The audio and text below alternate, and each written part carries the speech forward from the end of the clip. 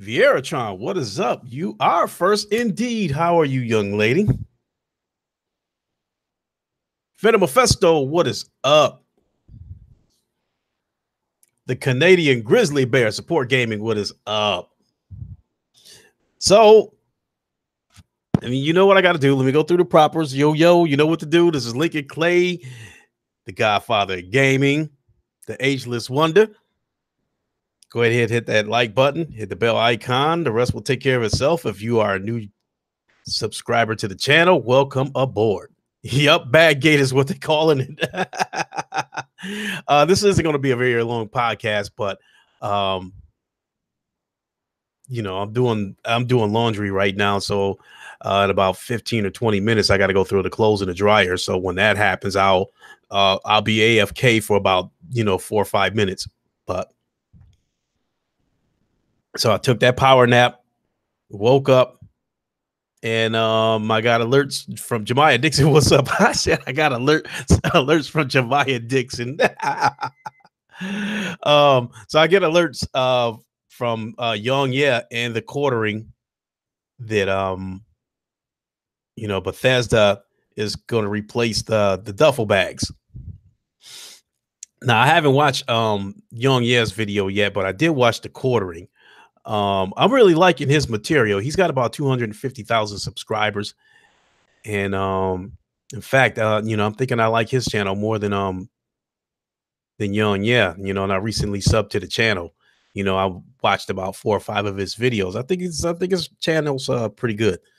Not only that, I think like some industry insiders have, given him some information, and in his video, he pretty much reached out to other insiders and let them know that if they'd like to, supply him with some information, they can reach him through Gmail, and he will keep, their identity confidential.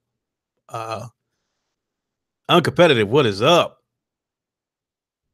You at work? So I'm on and off. Okay, I got you, Jemiah. And then in the other news, Rockstar is going to rebalance the online economy. And so since the Rockstar one is a little more cut and dry, we'll start with that one.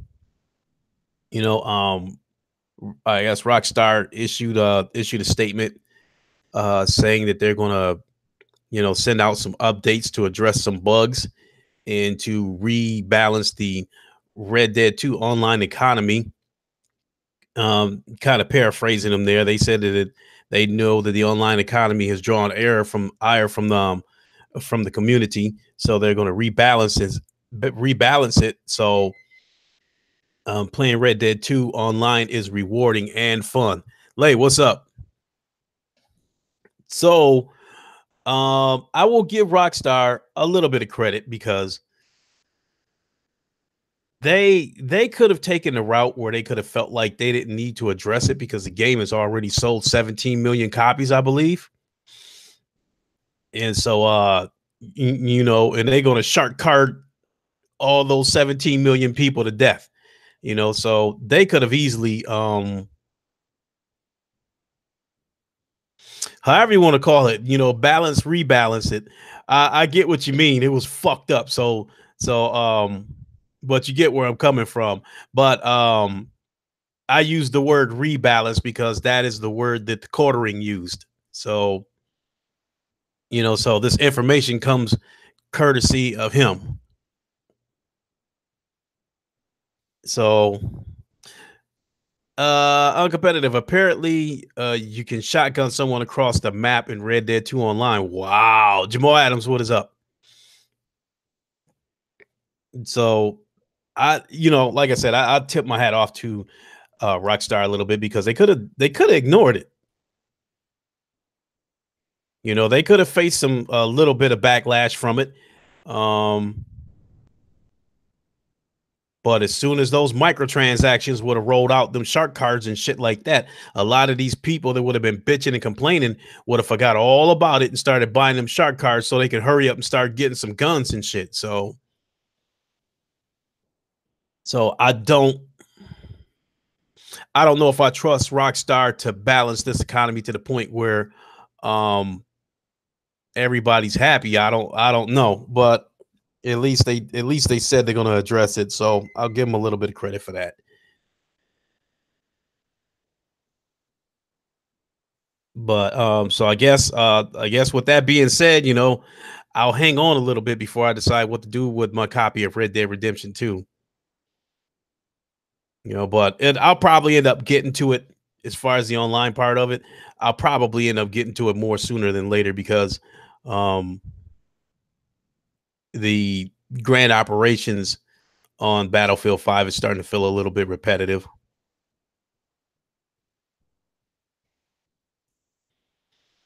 Support gaming, $12 to get a haircut in Red Dead 2. Holy shit.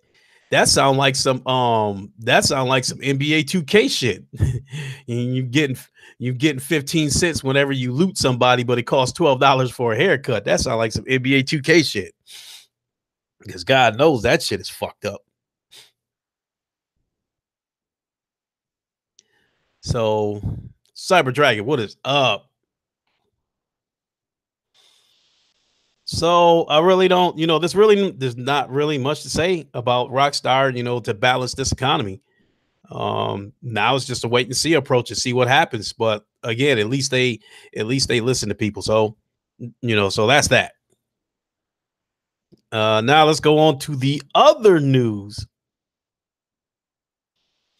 And that is that Bethesda is going to replace the bags, the duffel bags from the Power Armor edition of Fallout 76. So, according to the quartering, I think there is some kind of site that you have to go to and fill out an online ticket.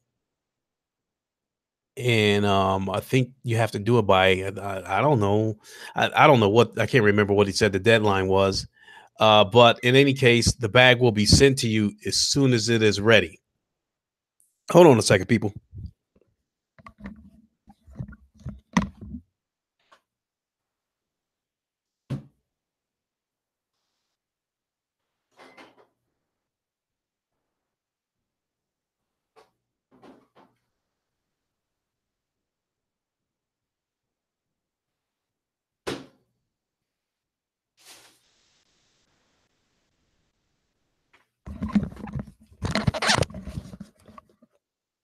Okay, folks, I'm back. Sorry about that. I don't know. This podcast might be a lot shorter than I thought. Because after I talk about this Bethesda situation, shit, I can pretty much go eat and then try to squeeze in whatever little time I can in the game before I go to bed.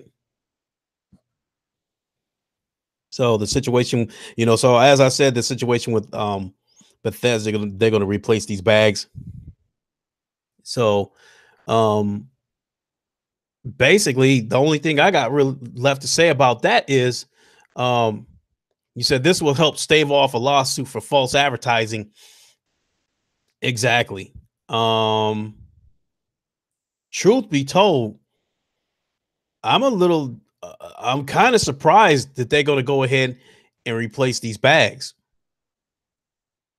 because I was wrong. I believe that Bethesda was not going to replace these bags, and in this class action suit that would have been filed against them, I think Bethesda, would have won this. What's the word I'm looking for? Um, that the suit probably would have ended up, would have been ruled in favor of a Bethesda. You know how America works. The justice system, the government, and big corporations all grease each other's palms. So, um, so I know a court would not. I don't think a court would have ordered Bethesda to replace every one of those bags. Um, I think maybe just to make themselves look good, they would have ordered that Bethesda compensate consumers in some way, shape, or form. But I think the compensation that they would have ordered Bethesda to pay to the customers would have been pennies on the dollar compared to how much they took off of people for those uh, Power Armor editions. Their lawyers will have told them that it was cheaper to pay for the real canvas bag and apologize than to get sued. Without a doubt, uncompetitive. But I think there was also a larger picture too. Um, I also have to ask that the money that they saved with this with this bait and switch shit with these bags, was it worth the bigger picture, the long term money, from possibly an Elder Scroll 6? Because if Bethesda would have got away with this shit, I don't think it would have been a good situation for Elder Scroll 6. I think it would have had a horrible launch. I think it still stands to have a shaky launch because there's still the issue of people wanting their money back for buying a broken game. So what is going to come of that? So to me, this isn't over. This is far from over.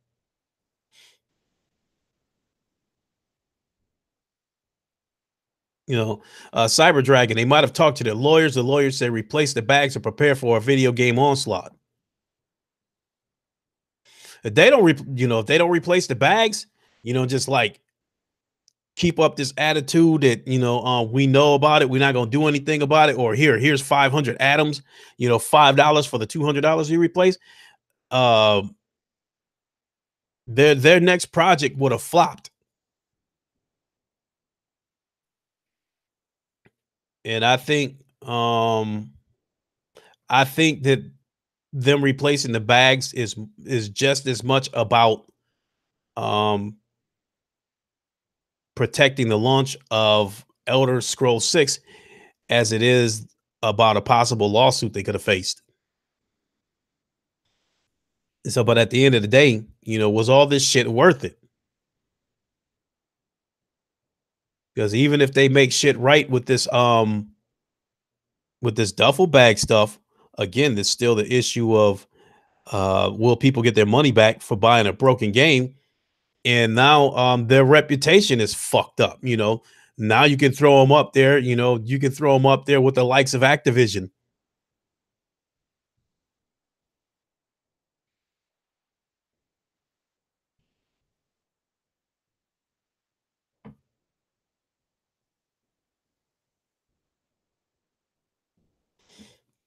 So yeah, uncompetitive. I remember something about that, the fuel tank with the four Pintos. And you said, but Ford didn't do a recall until they had to pay out so much in compensation that a safety recall was cheaper. Yeah, I was hearing shit about a couple of people or a few people dying from the cars being rear-ended and exploding. So yeah, that would have been a huge lawsuit.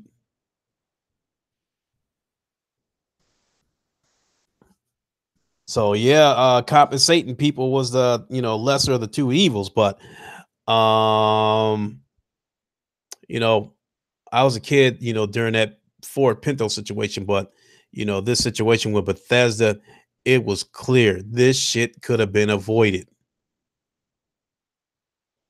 If they would have gave people the right bag from the get-go, I think those who would have bought the game might not have complained so much about the game being a broken mess and wanting their money back, especially if Bethesda would have promised to fix the game, through future updates. Excuse me. I think a lot of people might have just let it go, but they didn't help themselves with this bait and switch shit, with these duffel bags. So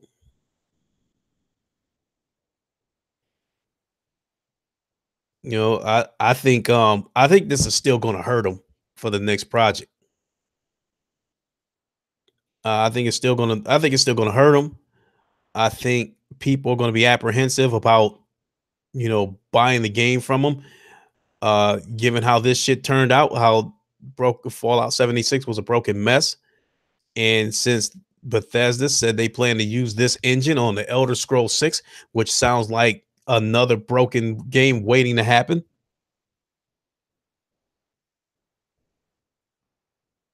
But um, at the end of the day,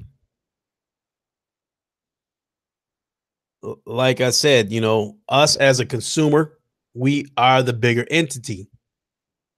And when we stick together, we can make shit happen.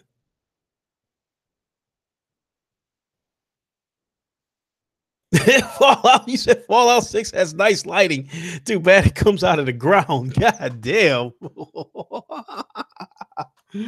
Oh my goodness. Bethesda, we make broken games. You got that right, Players United. Shit, this is probably one of the shortest streams I've ever done because that's it. I mean, the bottom line is what this shit was with Bethesda. All of it was unnecessary. It could have been avoided.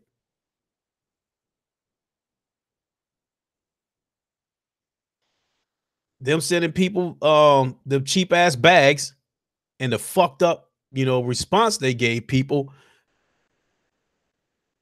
set set the internet on fire. Danny Ruiz, I do like the multiplayer of Battlefield. I've said that in an earlier podcast. There's been a couple of times where I was questioning the hit detection on the game, but for the most part, I do like the multiplayer. I have not played the campaign yet, and I don't know if I will because at this moment, I really don't have any interest in playing the campaign. I pretty much bought that game mostly for the multiplayer. And I've said it before.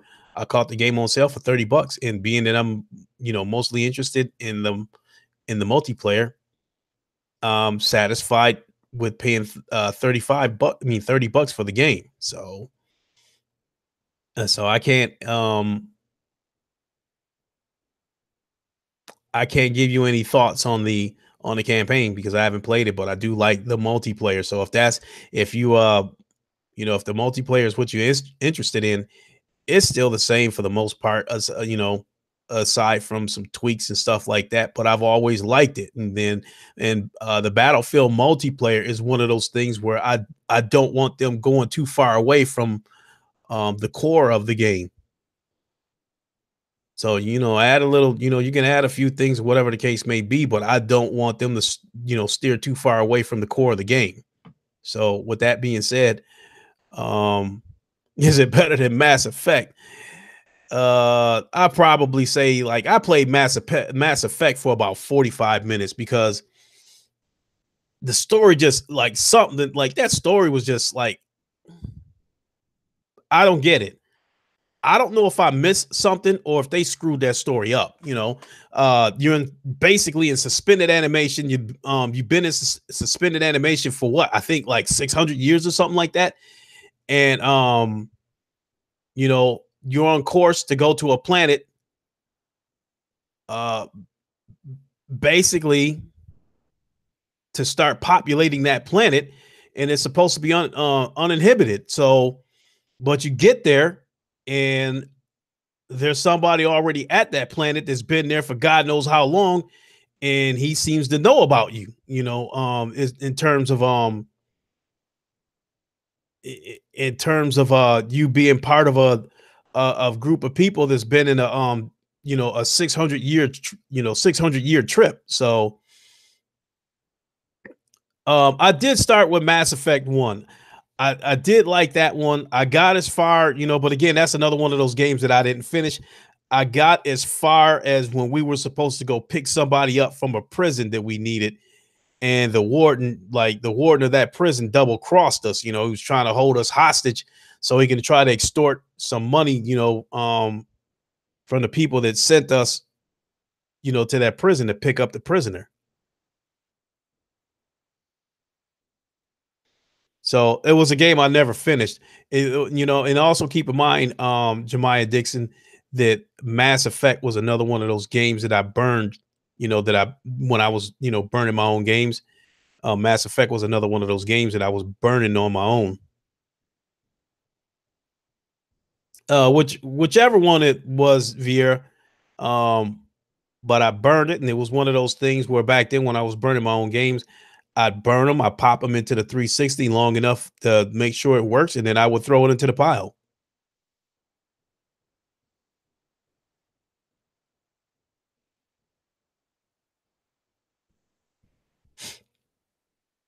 Mass Effect really got the short end of the stick with so much potential.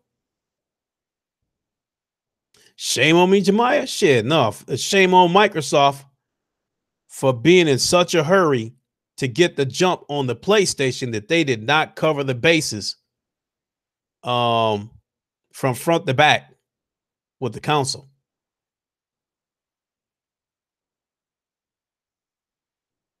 Three major things stood out with the 360, Jemiah Dixon. First and foremost was the red rings of death. Then you had the situation where the disk drive was scratching rings into the disk if you stood the console up while it was still on. And then you had a situation with piracy. Those are three issues that Microsoft did not address because they were in such a hurry to get that 360 out before the PS3. And so the 1.5 billion dollars that they spent having to rectify the red rigs of death situation, um to me, Microsoft still didn't get what was coming to them because they knowingly released a console that they knew wasn't ready. Mark Cerny apparently has patents for eye tracking, forested rendering for the PSVR2 to enhance where you look inside. Wow. Shit, you coming up with some news there on competitive?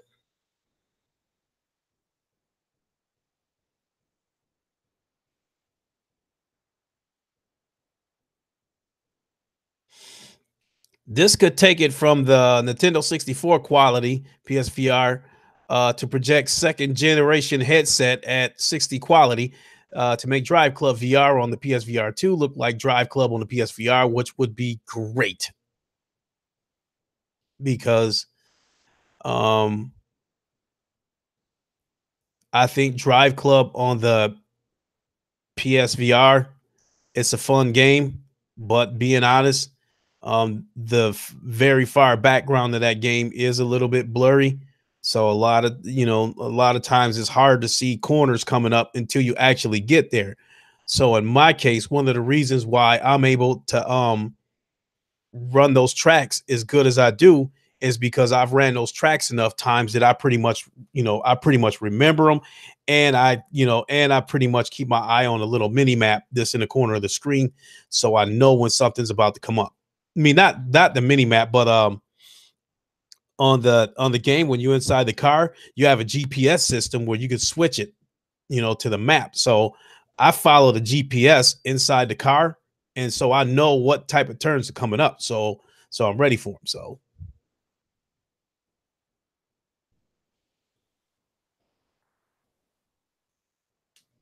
but that is all I got, people.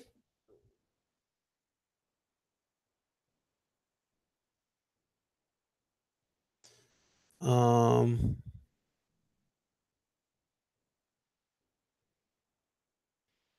yeah, took a quick look at PS4. I mean, not PS4, N4G, and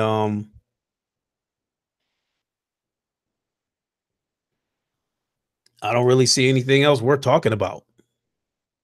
Any just cause for thoughts. Hey, it was probably the best looking game at XO, and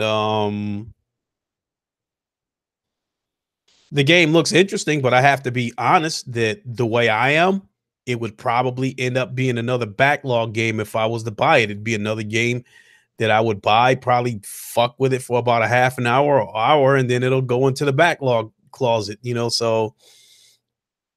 Um,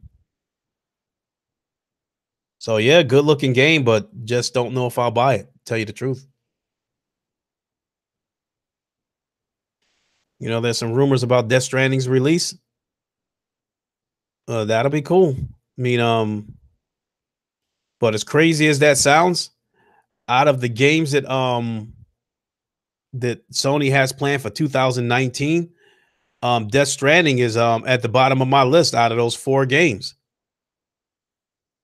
Um, The Last of Us 2 naturally is at the top of that list, followed by the Ghost of Tsushima, then Days Gone, and then Death Stranding. I'm interested in the games in that order.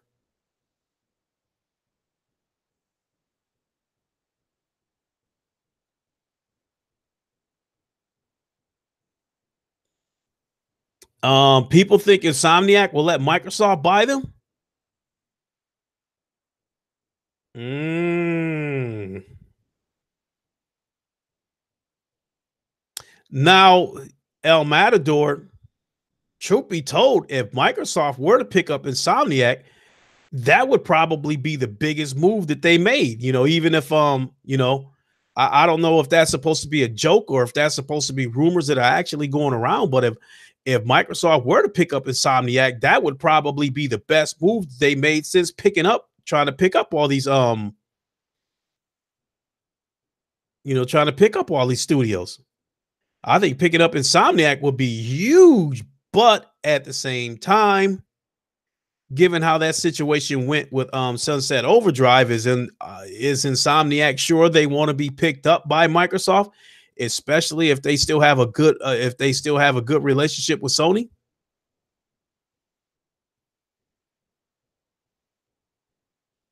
Jamal King, how's it going? I'm doing pretty good.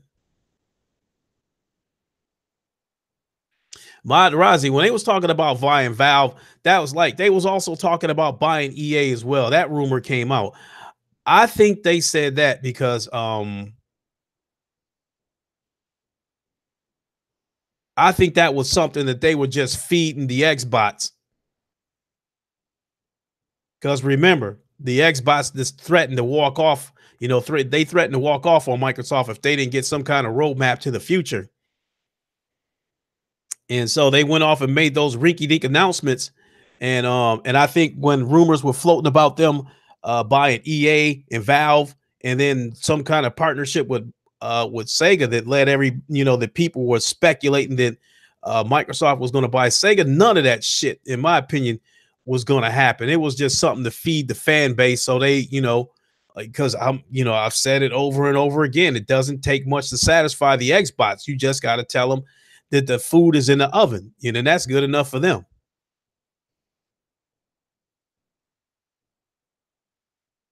Saris is great. What is up?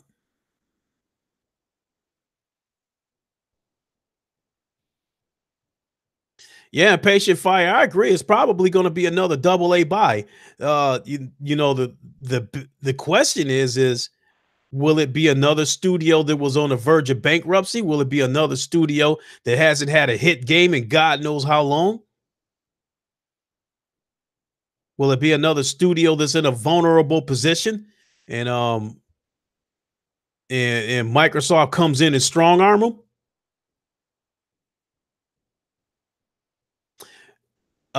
Jamal King, you said Tekken 7 got Craig Murdoch at Armor King today. No, shoot. Might have to look into that. But I wanted to get Lei Wu Long because I used to be a beast with him back in the days on Tekken 3. I was a straight up animal with Lei Wu Long and Jin Kazama when he had that when it was because back then with Jin Kazama, his fighting style was a combination of his mother's fighting style, Jun Kazama, along with the Mishima fighting style. So I think it was the perfect combination of two fighting styles on that game. So I absolutely love Jin Kazama on Tekken 3. But on this Tekken, they totally changed this fighting style. Devil Jin still uses, the Mishima style and the Kazama style of fighting, but they still threw some, they still did a couple of funky things to it. So, I'll go back to, Lei Wu Long and hopefully I can still do some 10 punch combos with him.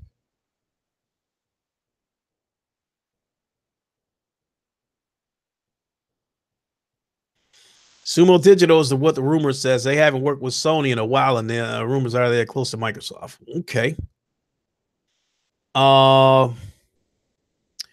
Okay, folks, give me a couple of seconds. Give me about 3 or 4 minutes. I got to run and throw these clothes in the dryer. So Give me a couple of minutes. I'll be AFK for a minute. I'll be right back.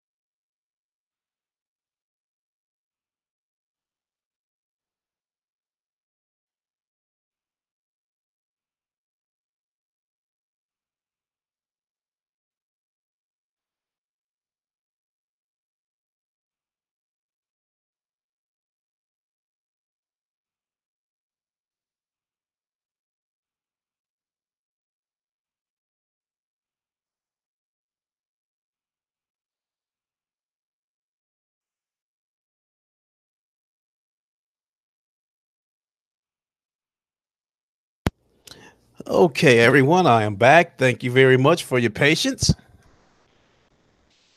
So,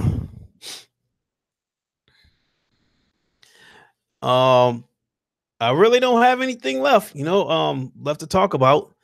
Um, I mean, even with this quick stream that I did, the only reason why I even found this worth talking about was to say that, all this shit with Bethesda was unnecessary. They shouldn't have tried that bullshit.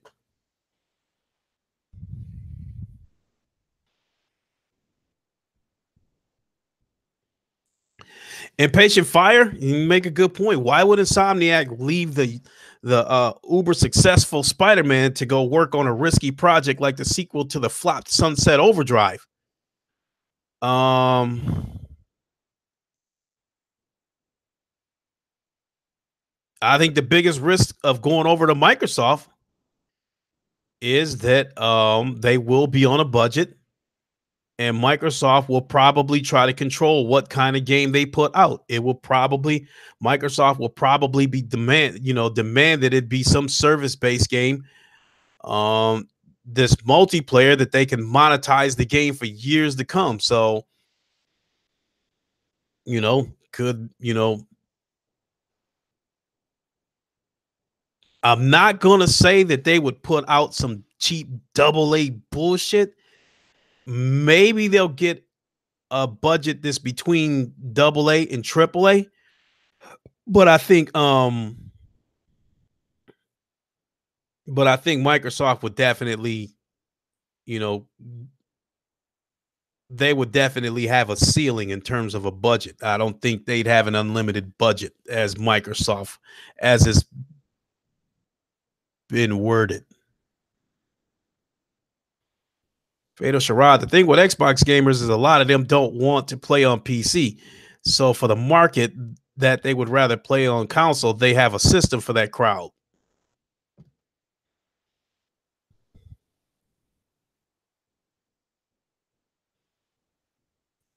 Uncompetitive. You'll be so surprised if Microsoft brings out a more powerful disk-based ninth generation system. Um, I don't know if I'd be surprised if the console has a disk, but I would be surprised if they go out of their way to try to build a traditional console that would be more powerful than the PS5, given that they haven't recruited the type of developers to produce product to take advantage of such a console.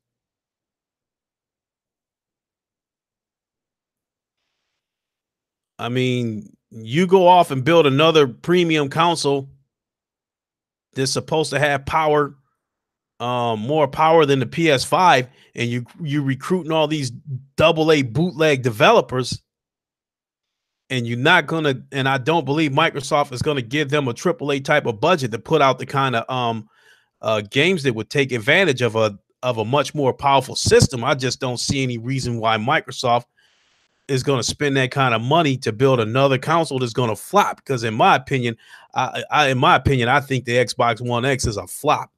And as far as that shit goes, how they talking about that it's doing phenomenally in the in North America, I think that's a bunch of bullshit. I think that's Microsoft calling up the NPD people and telling them to say some good shit about the Xbox One X.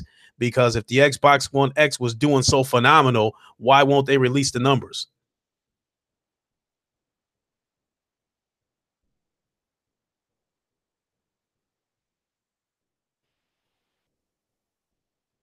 Uh,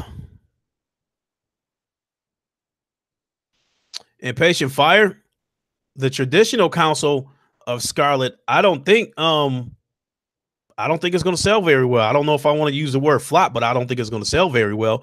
And as far as the streaming console goes, I think how well that does all depends on how much they price that console and whether it gets out in front of the PS5.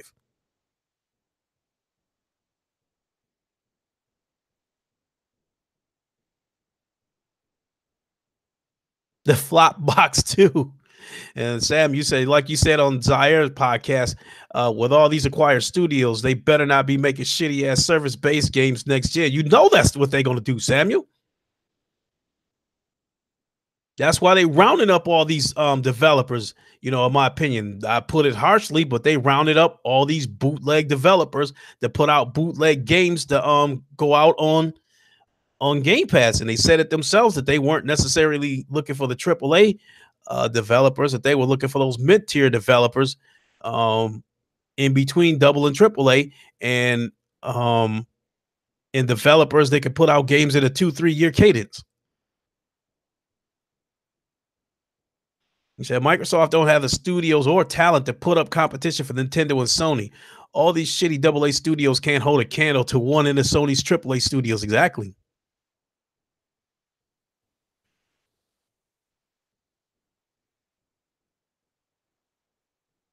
It said if you were Microsoft, you'd buy Telltale Games. Well, they in a fucked up position. So Microsoft buying Telltale Games wouldn't be the worst thing that could happen to them.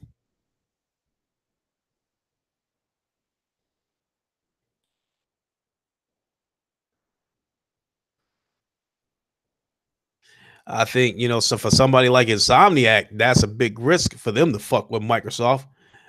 Um, you know, will Microsoft end up closing them down after about 5 or 6 years? Will the staff that works at Insomniac, will they leave and go somewhere else? I guess like Rare did, like half them people left and shit like that when Microsoft picked them up.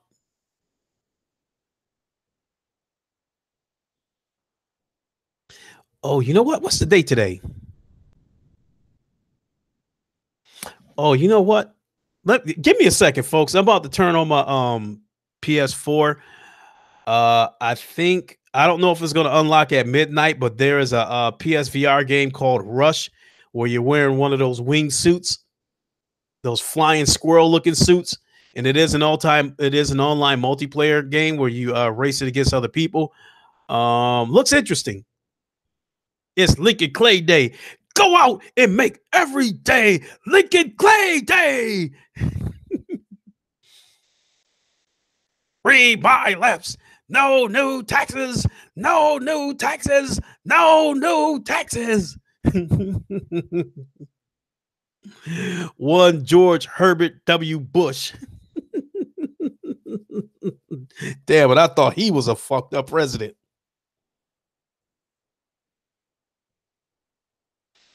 Give me a second, folks. I'm going to turn on my PlayStation and see how much this rush is going to cost, because it's going to be another goddamn PSVR game I'm going to be buying. Hold on, folks.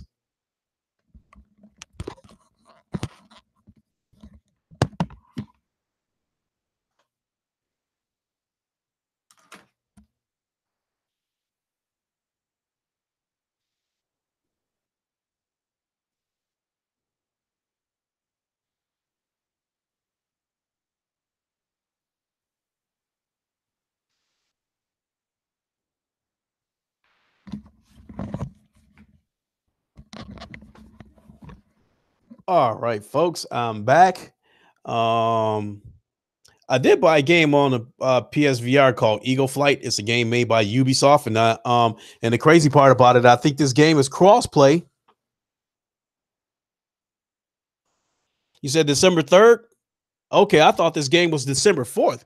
So if it's December 3rd, then I'll go ahead and buy the shit right now. And then when I end this stream in a few minutes, give it a try.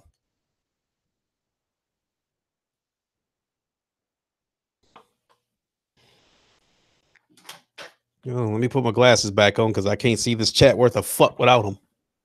Come to think of it, considering where he's going in order to keep cool, he's going to have to swim in a nitrogen tank.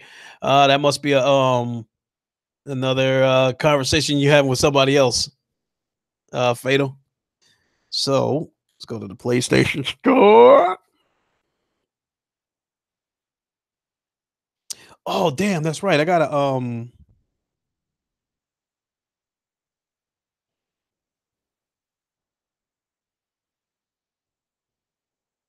not advertise at the front.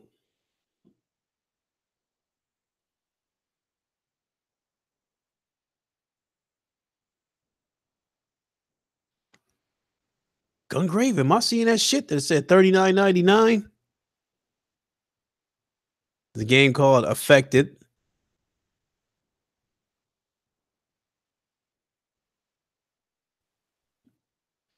I'm not seeing it. You know what? This shit happened with Beat Saber.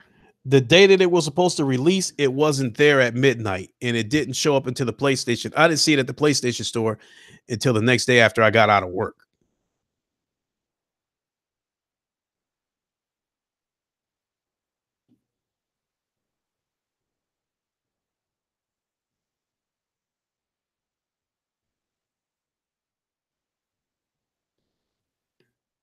New on PSVR, Gungrave, Death, Titanic VR.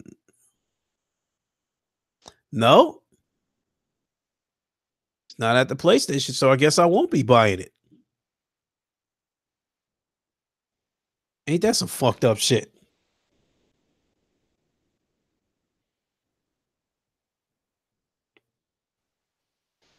So, damn, it's already 11:30. And I still got to eat yet. So, I'm going to go ahead and shut it down. Thanks for watching, everybody. You know the drill. Give it a like. And yeah, that's a rarity for me. 2 podcasts in one day. But yeah, that situation with Bethesda, I had to jump on that as soon as I got the news. And it'll be interesting to see how this plays out moving forward. Wanye Tuda, peace out. Yeah, I probably could play Battlefield competitive, but I've been playing it for the past 2 or 3 days, so I'm not sure if I want to play it again and end up getting burnt out on it. I don't know. I might